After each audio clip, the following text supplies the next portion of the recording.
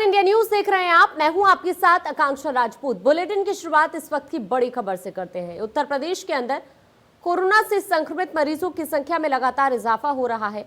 पिछले 24 घंटे में 4,687 नए मरीज मिले हैं।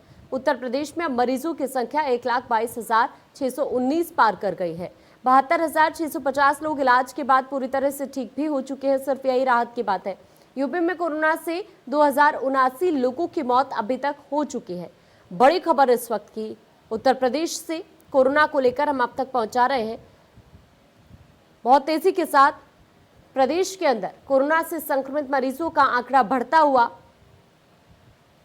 लगातार टेस्टिंग जिस तरह से की जा रही है उसके बाद मरीज भी उतनी ही तेजी के साथ बढ़ रहे हैं। यूपी में मरीजों की संख्या में बहुत तेजी देखने के लिए मिल रही है। कोरोना का कहर लगातार उत्तर प्रदेश में इस वक्त जारी है। ऐसे में आपको ये बता दें कि पिछले 24 घंटे में 4,687 नए मरीज सामने आए हैं कोरोना के। उत्तर प्रदेश से मरीजों की संख्या 1,22,619 इस वक्त उत्तर प्रदेश में हो गई है। उत्तर प्रदेश में कोरोना के नए मामलों में तेजी आ गई है, जो कि थमने का नाम नहीं ले रही है। प्रदेश में प्रतिदिन 4,500 से ज्यादा नए मामले दर्ज हो रहे हैं।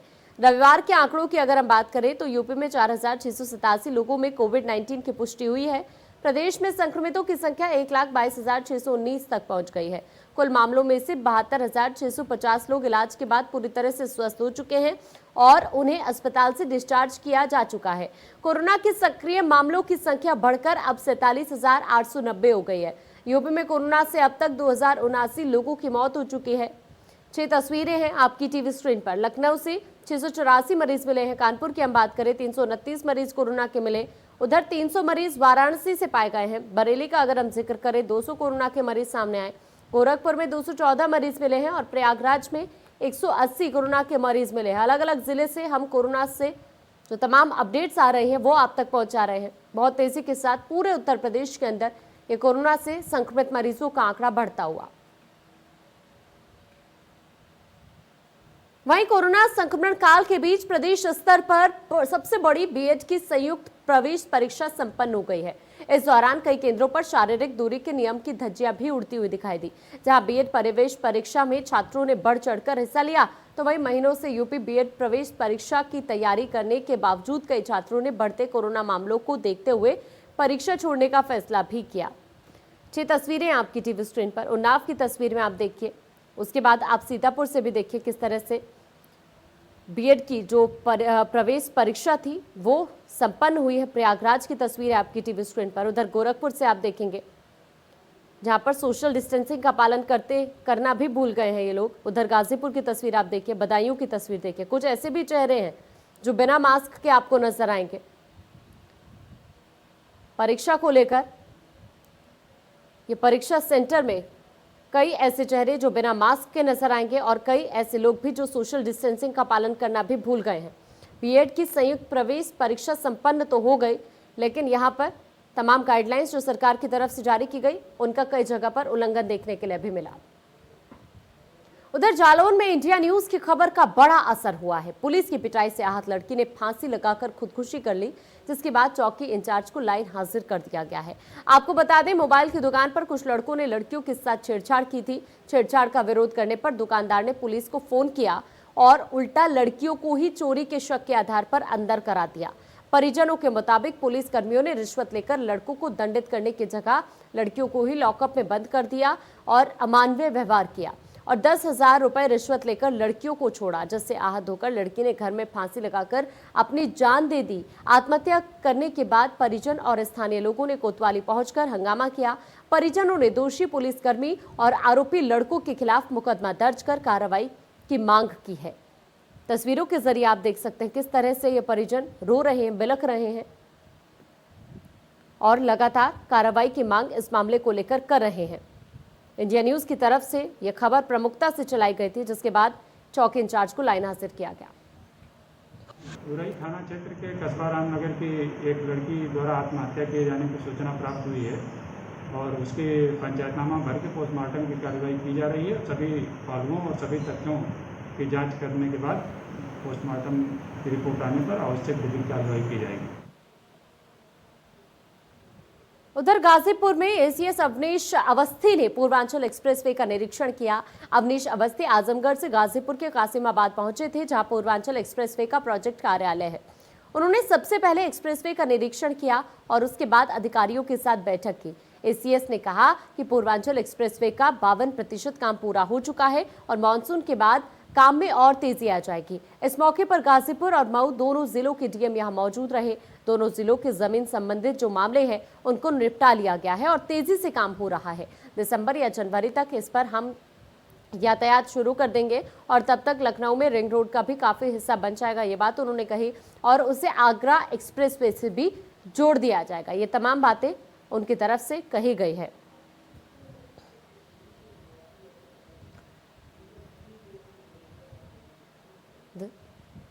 दरअसल आपको ये बता दें कि एक्सप्रेसवे का निरीक्षण करने के लिए अवनीश अवस्थी पहुंचे हुए थे। उन्होंने पूर्वांचल एक्सप्रेसवे का निरीक्षण किया और उसके साथ साथ उनकी तरफ से तमाम बड़ी बातें भी कही गई। उन्होंने कहा कि इस एक्सप्रेसवे का 52% काम पूरा हो चुका है। देखिए, दो तस्वीरें आपकी टीवी स्क्रीन पर, सुल्तानपुर से पहली तस्वीर और दूसरी तस्वीर गाजीपुर से। आप देखेंगे किस तरह से वो तमाम चीज़ों का जायजा लेते हुए उनकी तरफ से तमाम दिशा निर्देश भी दिए गए हैं और ये कहा गया कि मानसून के बाद इस काम में और ज्यादा तेजी आ जाएगी। वहीं अमरोहा के गजरौला थाने में दरोगा और सिपाहियों समेत कई लोग कोरोना पॉजिटिव हैं। रिपोर्ट आने के बाद गजरौला थाने को पूरी तरह से सील कर दिया गया और अब गजरौला थाना पुलिस जन सुनवाई के लिए सड़क पर तंबू लगाकर लोगों की दिक्कतों को सुन रही है। थाने तक कोरोना ने दस्तक दे दी है। दरअसल दरोगा और सिपाही समेत कई पॉजिटिव केसेस वहां से सामने आए हैं। लगातार टेस्टिंग की जा रही है। सड़क पर तंबू लगाकर अब लोगों की फरियाद सुनी जा रही है, क्योंकि इससे पहले कई लोग कोरोना पॉजिटिव पाए गए, जिसके बाद ये बड़ा फैसला लिया गया और इस थाने को सील कर दिया गया।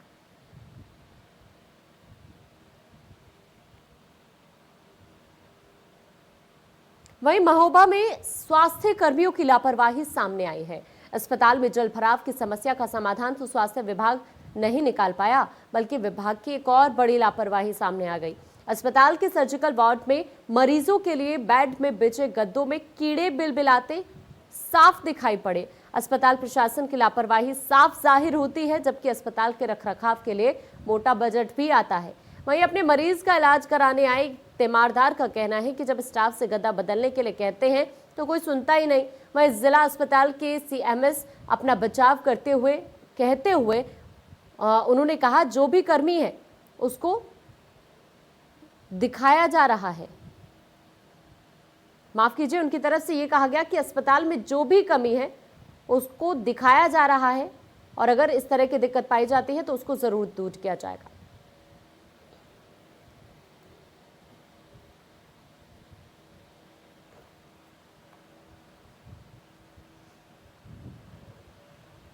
वहीं मुरादाबाद को स्वच्छ बनाने के लिए नोडल अधिकारी मनोज सिंह सड़कों पर उतर आए हैं। लंबे समय से बंद पड़े टीचिंग ग्राउंड को दोबारा से सुचारू कर उसमें लगी आधुनिक मशीनों से कचरे को कंपोस्ट खाद में परिवर्तित करने का प्रयास किया गया है।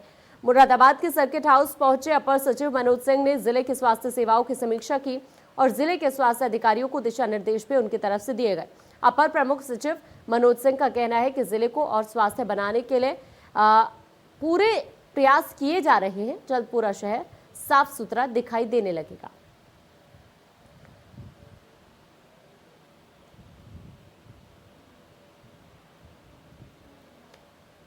वहीं आगरा में मौसम ने अचानक से करवट ले ली और लोगों को भीषण गर्मी से राहत जरूर मिल गई। बच्चे सड़कों पर निकलकर बारिश का मजा लेते हुए नजर आए। अचानक हुई बारिश से आगरा का तापमान काफी नीचे गिर गया, जिससे लोगों को गर्मी से राहत जरूर मिली। वहीं इस बारिश के बाद किसानों के चेहरे भी खिल उठे हैं। आप देखिए उस वक्त की तस्वीर जब ये बारिश हुई है। हालांकि बारिश के बाद तापमान में भी गिरावट देखने के लिए मिली और इस भीषण गर्मी से लोगों को जरूर राहत मिली।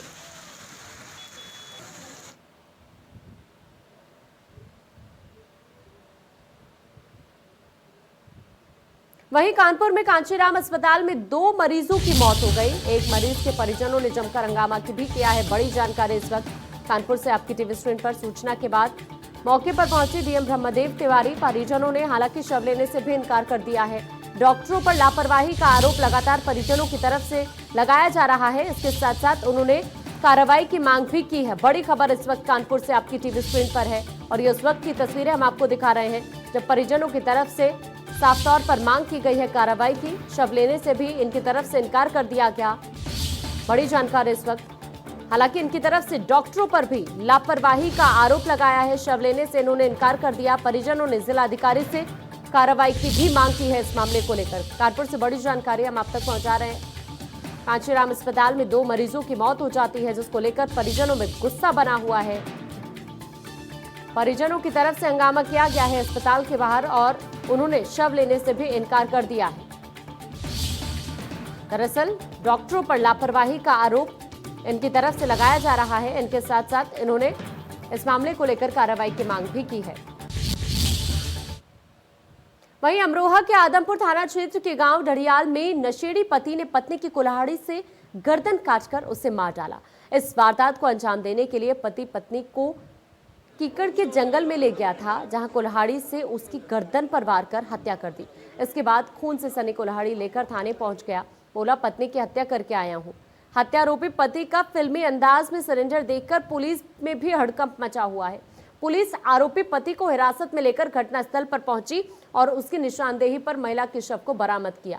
घटना के बाद क्षेत्र में सनसनी फैल गई। स्थानीय लोगों की भीड़ जमा हो गई। पुलिस हत्याकांड की जांच पड़ताल की बात कह रही है। शव को पुलिस ने कब्जे में लेकर पोस्टमार्टम के लिए भी भेज दिया है। अवैध संबंधों के शक में इसने अपनी पत्नी की निर्मम हत्या कर दी और उसके बाद खुद जाकर सरेंडर कर दिया और सारी आपबीती उसने खुद जाकर वहां पर बताई है।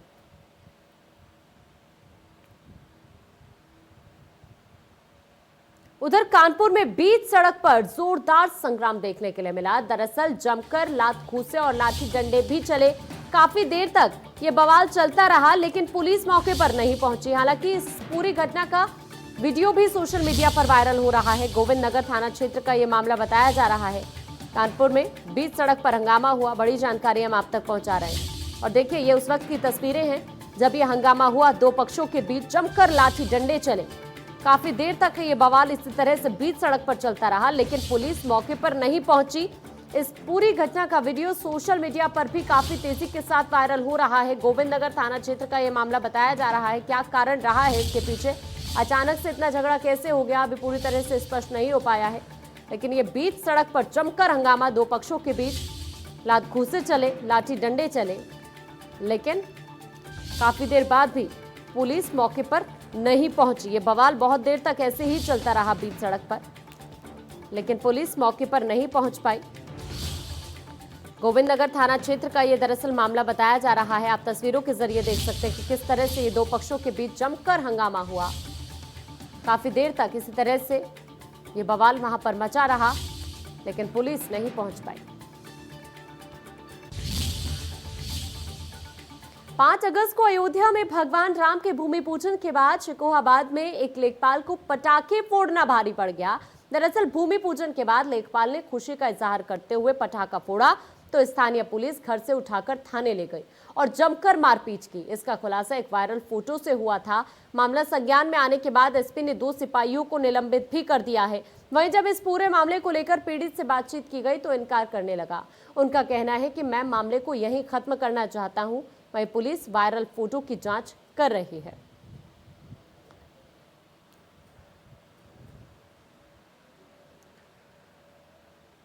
तो पटाखा फोड़ना लेखपाल को भारी पड़ गया। दरअसल पुलिस से थाने उठाकर ले गई और उसके साथ जमकर मारपीट भी की गई।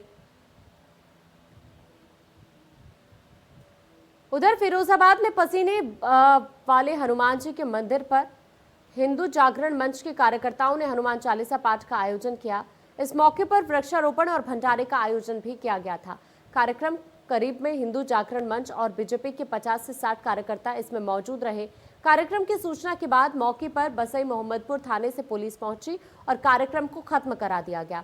इसे लेकर हिंदू जागरण मंच के कार्यकर्ताओं ने पुलिस प्रशासन के खिलाफ जमकर नारेबाजी भी की। मौके पर पहुंचे सीओ सदर की काफी देर कार्यकर्ताओं के साथ बहस हुई। वहीं कार्यकर्ताओं ने पुलिस पर आरोप लगाते हुए कहा कि कार्यक्रम में कुछ महिलाएं भी थी, पुलिस ने इनके साथ अभद्रता की थी। और इसी बीच सीधा इस वक्त की बड़ी खबर का हम रुख करते हैं। कोरोना के केसेस बहुत तेजी के साथ उत्तर प्रदेश में बढ़ते हुए पिछले 24 घंटे में 4,687 नए मरीज सामने आए हैं कोरोना के उत्तर प्रदेश से। यूपी में कोरोना मरीजों की अब कुल संख्या 1,22,619 हो गई है। 72,650 लोग इलाज के बाद पूरी तरह से ठीक भी हो चुके हैं, अस्पताल से डिस्चार्ज किया जा चुका है। 2,079 लोगों की मौत कोरोना की वजह से अभी तक उत्तर प्रदेश में हो चुकी है। कोरोना को लेकर तमाम अपडेट्स हम आप तक पहुंचा रहे हैं। हालांकि वाराणसी में कोरोना की वजह से अभी तक 81 मरीजों की मौत हो गई है और सबसे बड़ी बात यह है कि जिस तरह से मरीज बढ़ रहे हैं उसके बाद राहत की खबर ये कि ठीक होने वालों का आंकड़ा भी उतनी ही तेजी के साथ बढ़ रहा है। 72,650 लोग इलाज के बाद पूरी तरह से अभी तक ठीक हो चुके हैं प्रदेश के अंदर, लेकिन मृत्यु दर भी बढ़ रहा है। 2,079 लोगों की मौत अभी तक उत्तर प्रदेश के अंदर हो चुकी है। बहुत तेजी के साथ उत्तर प्रदेश में कोरोना से संक्रमित मरीजों का आंकड़ा बढ़ता हुआ। वहीं बाराबंकी पुलिस को एक बड़ी सफलता हाथ लगी। दरअसल गोरखपुर की एक कंस्ट्रक्शन कंपनी में काम करने वाले 2 कर्मचारियों ने लूट की झूठी कहानी तैयार की। बीती 7 तारीख को आरोपियों ने 17 लाख की लूट की जानकारी पुलिस को दी।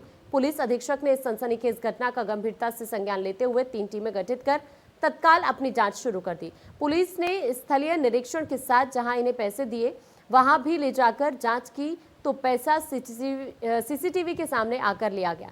ये शक पुलिस के लिए वरदान साबित हुआ और दोनों आरोपियों से अलग अलग पूछताछ की गई।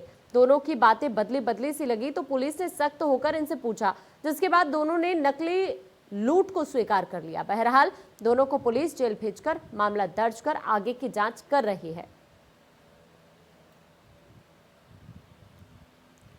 तो आपको ये बता दें कि 17 लाख की लूट का पुलिस ने खुलासा कर दिया है। बड़ी सफलता पुलिस को हाथ लगी है। यहाँ पर केस दर्ज कर इन आरोपियों को जेल भी भेज दिया गया है। दोनों आरोपी पुलिस की गिरफ्त में हैं। कंपनी के कर्मचारियों ने ये लूट की झूठी कहानी रची थी, जिसका पर्दाफाश पुलिस ने कर दिया है। 17 लाख की लूट की पुलिस को सूचना दी गई थी। पुलिस ने दोनों कर्मचारियों से सख्ती से पूछताछ की और उसके बाद अब इन्हें केस दर्ज कर जेल में भी भेज दिया गया है। दरअसल ये बड़ी सफलता पुलिस को हाथ लगी है। बाराबंकी पुलिस को कंपनी के कर्मचारियों ने ये पूरी की पूरी लूट की झूठी कहानी रची थी, जिसके बाद अब इस मामले में पुलिस ने आरोपियों को गिरफ्तार कर जेल भेज दिया है।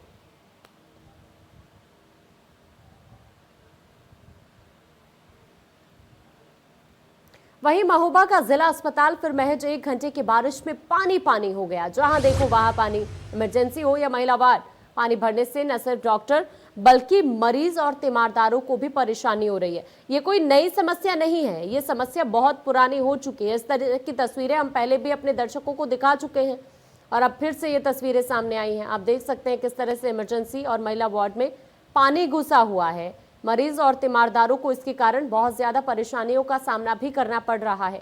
1 घंटे की बारिश और तमाम उन व्यवस्थाओं की पोल खुलती हुई जो प्रशासन की तरफ से हमेशा की जाती हैं।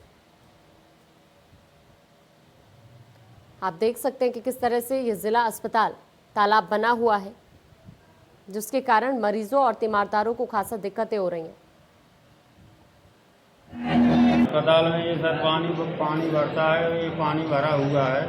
डॉक्टर साहब जो ये कह रहे हैं कि जब पानी खाली हो जाएगा तब मैं डॉक्टर कर दूँगा। कब रही यहाँ जो है बारिश की वजह से इतना पानी भर रहा है, बताइए हम लोग ये मरीज लेके कहाँ जाएँ हैं? इतना जो है सरकार हमको सुविधा नहीं दे सकती। ये तो बताइए यहाँ जो है आते हैं हम लोग, यहाँ बेड में पड़े हुए आदमी जो है वापस लेके हमको इधर उधर पालना पड़ रहा है। तो कम से कम हमें जो सुविधा दी जाए सरकारी अस्पताल में। हल्की नहीं, आज बहुत भारी बारिश हुई है। वो बारिश के प्रकोप की वजह से ये सब पानी भरा हुआ है यहाँ पे, जिसमें चिकित्सीय कार्य करने में थोड़ी असुविधा हो रही है। तो जल्दी इसको पानी को ड्रेन करा के फिर से सैनिटाइज करके चिकित्सीय कार्य शुरू किया जा रहा है। सर जैसे ही कोरोना चल रहा है सर, ये पानी कितना नुकसानदायक हो सकता है मरीजों के लिए? संक्रमित पानी है, थोड़ा सा गंदगी है इसमें, बाहर से मिलती आ रही है। बाहर का गंदगी नाली वाला पानी इसमें आ जा रहा है। वहीं बागपत में पुलिस और आबकारी विभाग ने नकली शराब बनाने वाली फैक्ट्री का भंडाफोड़ कर दिया है। पुलिस को मौके से बड़ी मात्रा में अवैध शराब बरामद हुई है। जब्त की गई शराब की कीमत लाखों रुपए बताई जा रही है। पुलिस ने 4 शराब तस्करों को भी मौके से गिरफ्तार किया और उनसे पूछताछ में कई अहम सुराग भी हाथ लगे हैं। बताया जा रहा है बागपत, मेरठ, शामली सहित कई इलाकों में ये शराब बेची जा रही थी। लंबे समय से ये शराब बनाने की फैक्ट्री चल रही थी। हालांकि पुलिस की तरफ से जिस तरह से शराब फैक्ट्री का खुलासा किया गया, उसके बाद पुलिस ने आरोपियों को भी गिरफ्तार कर लिया है। ये नशे तस्कर जिन्हें पुलिस की तरफ से गिरफ्तार किया जा चुका है। बलिया में घाघरा नदी खतरे के निशान से ऊपर बह रही है। बलिया की 4 तहसीलों के 34 गांव प्रभावित हो चुके हैं। घाघरा के बढ़ते जलस्तर और बरसात के पानी ने बांध पर दबाव बनाना शुरू कर दिया। वहीं तटवर्ती गांव में पानी घुसने से रिहायशी इलाकों सहित कृषि योग्य भूमि में पानी भरता जा रहा है। बलिया के जिलाधिकारी का कहना है कि बांध को बचाने और स्थानीय लोगों की मदद के लिए जिला प्रशासन मुस्तैदी से जुटा हुआ है। बांध से रिसाव को रोकने को लेकर बाढ़ विभाग लगातार कोशिश कर रहा है। घाघरा का पानी से बांध को बचाने के नाम पर बाढ़ विभाग मानकों की जमकर धज्जियां उड़ा रहा है। रिसाव की जगह पर सफेद बालू और गिट्टी डाली जा रही है, जो घाघरा की प्रचंड धार को रोकने में नाकाम साबित हो रही है। प्रशासनिक लापरवाही बोल सकते हैं, या हो सकता है उनके पास जरूरत से ज़्यादा काम हो जो इस पे ये लोग ध्यान न दे रहे हो। इस समय तो बहुत ज़्यादा काम होगा, यहाँ से लेकर बलिया तक बाढ़ से ही घिरा हुआ है। और जो भी बांध बनने का टाइम आता है तो उस समय पता नहीं क्या होता है कि बांध कहीं और बनना होता है और कहीं बन जाता है, ठोकर कहीं और बनना होता है और कहीं बन जाता है। जहाँ ज़रूरत पड़ती है वहाँ बनता नहीं है। बहुत लिमिटेड टाइम होता है, तो हम लोग छूट जाते हैं। हर साल का प्रयास करते हैं हम लोग। जहाँ आवश्यकता क्या करते हैं आप? ये से काम करा रहे हैं। किस काम करा रहे हैं? पूरा डिटेल बताइए। ये फ्लड फाइटिंग का काम है। फिल्टर कहाँ, किस गांव में? क्या चीज? किस गांव में काम है? कौन से गांव पे? किस नाला पार, हल्दीराम पर। ये कैसा रिसाव चल रहा है? बाढ़ के पानी से रिसाव चल रहा है। बाढ़ के पानी से यहाँ पे कितने जगहों पर रिसाव चल रहा है? अभी कई जगह 7-8 जगह चल रहा है। घाघरा यानी सरजू नदी का जल स्तर बहुत बढ़ा हुआ है। खतरे से 1 महीने पहले से बढ़ गया है। अब इसका अप्रोच जो है वो हाईएस्ट फ्लड लेवल की तरफ हो रहा है लगातार, और इस कारण हमारी 4 तहसीलें बेलथरा, सिकंदरपुर, बांसडीह और बैरिया ये बुरी तरीके से प्रभावित हैं। चलिए फिलहाल इस बुलेटिन में इतना ही। देश दुनिया की बाकी खबरों के लिए आप बने रहिए हमारे साथ।